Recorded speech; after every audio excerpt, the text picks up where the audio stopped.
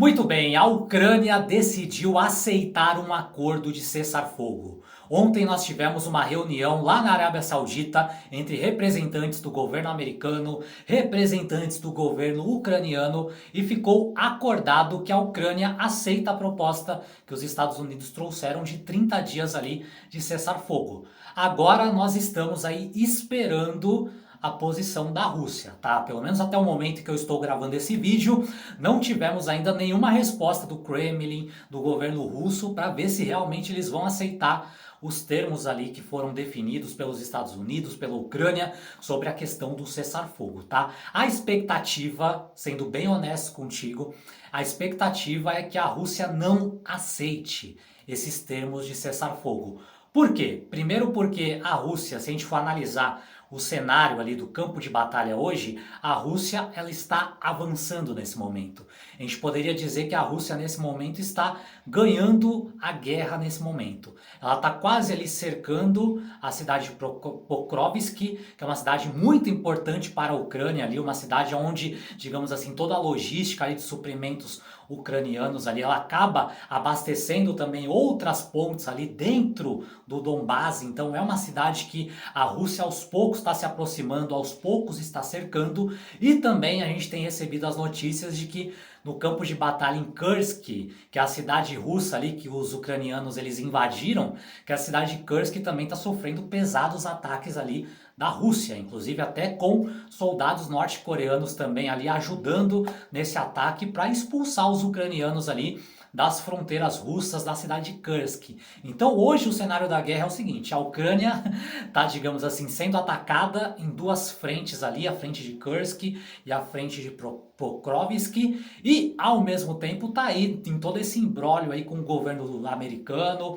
Opa, vão liberar as armas, não vão liberar acesso a dados de inteligência, não vão. Na última semana os Estados Unidos tinham cortado todos esses acessos e ontem na reunião eles voltaram a liberar ali o acesso aos dados de inteligência, aos dados estratégicos, prometeram voltar a fornecer armas, pelo menos até que a Rússia aceite aí os termos de cessar-fogo. Então a gente está em compasso de espera, mas como eu disse em vídeos anteriores aqui, a posição da Ucrânia ela é uma posição extremamente delicada. É muito ruim quando você depende de outros países para a sua sobrevivência. E no caso da Ucrânia é exatamente esse o cenário. A Ucrânia ela é extremamente dependente dos Estados Unidos. E hoje o governo americano, hoje o governo do Trump, ele não é um governo amigável com a Ucrânia como era o governo anterior. Hoje o governo americano ele quer saber o quanto que eu vou ganhar com essa guerra, né? Principalmente com a questão dos acordos dos minerais. Então, o governo americano ele só vai ajudar a Ucrânia se realmente ela, digamos assim, assinar o acordo e entregar aí boa parte dos minerais para os americanos. Tá aí, vamos ver agora do lado russo, né? Porque eles têm uma série de exigências. A princípio, eles tinham falado que só aceitariam um cessar-fogo com a Ucrânia se tivessem várias garantias, primeiro de que os territórios iriam ficar com eles, de que teria uma paz duradoura, de que não seria colocada força de paz estrangeira dentro da Ucrânia e provavelmente, né, eles vão querer aí para acontecer um cessar-fogo que o Zelensky saia do comando e que entre ali um presidente pró-Rússia. Eu tenho certeza que a Rússia, para aceitar algum acordo de paz, vai exigir esse tipo de coisas. Manutenção de territórios, a proibição de forças de paz e a saída aí do governo do Zelensky e o Putin poder botar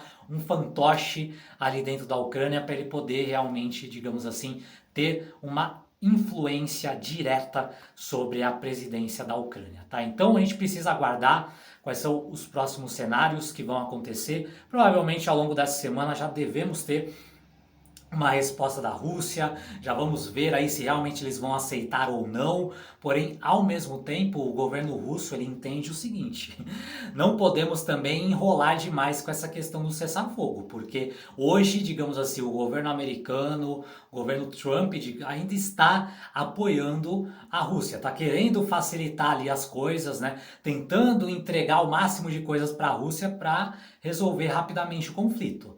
Só que se o governo americano começar a perceber que a Rússia está fazendo, como a gente costuma dizer, né, muito anos doce, está fazendo muita frescura, está exigindo demais e não parece tão disposto a negociar ou a ter paz, esse jogo pode virar.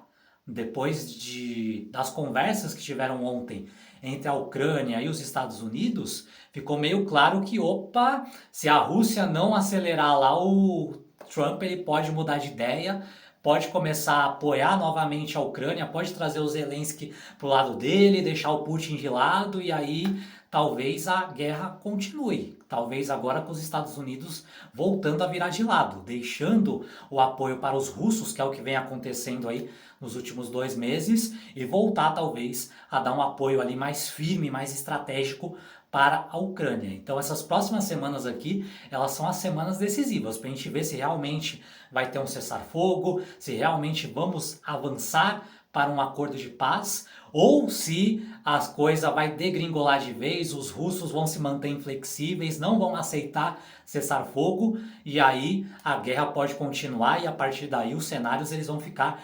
completamente imprevisíveis, tá? Mas uma coisa é clara, a Ucrânia ela aceitou os termos americanos, aceitou o cessar-fogo, até porque ela entendeu que, opa, é melhor eu me acomodar aqui com os americanos e tentar ter algum tipo de garantias do que bater de frente, do que cortar o apoio americano e ficar à mercê da Rússia. E aí, de repente, perder a guerra, perder todo o país, perder todo o território para os russos, tá? Então a situação da Ucrânia aqui é uma situação extremamente complexa, porém era a única situação viável para esse momento. Opa, vamos rastejar, vamos pedir pinico, como eu falei no vídeo de ontem, né? Vamos pedir pinico aqui para os Estados Unidos para ver se a gente consegue aqui garantir alguma coisa para o nosso povo, porque senão, se a coisa ficar do jeito que estava aí nos últimos dias, ou pelo menos desde a última reunião aí do Zelensky com o Trump, aí corria sério risco da Ucrânia ficar ali totalmente sem armas, totalmente sem inteligência, totalmente sem estratégia, e aí seria uma presa fácil para os russos, tá bom? Então, esse é o cenário hoje que nós temos aí em relação a esse conflito, tá? Provavelmente ao longo do dia ou ao longo da semana teremos atualização aí sobre o que a Rússia decidiu, e aí eu trago um outro vídeo aqui explicando a partir da posição russa quais são os desdobramentos que vão acontecer nessa guerra, tá legal? Fez sentido para você as informações que foram trazidas aqui no vídeo de hoje? Se fez, deixa um comentário aqui embaixo para eu saber. Aliás, diz aqui nos comentários o que você acha que vai acontecer. Você acha que a Rússia vai aceitar, que ela não vai aceitar o cessar-fogo? Como que você enxerga esse cenário? A guerra vai continuar? Não vai? Diz aqui nos comentários que eu quero muito saber a sua opinião, tá? E não esqueça de assistir os outros vídeos que eu já gravei aqui no canal, onde eu trago ainda com mais detalhes outros cenários muito importantes em relação a esse conflito. Por enquanto é isso. Um forte abraço para você e nos vemos no próximo vídeo.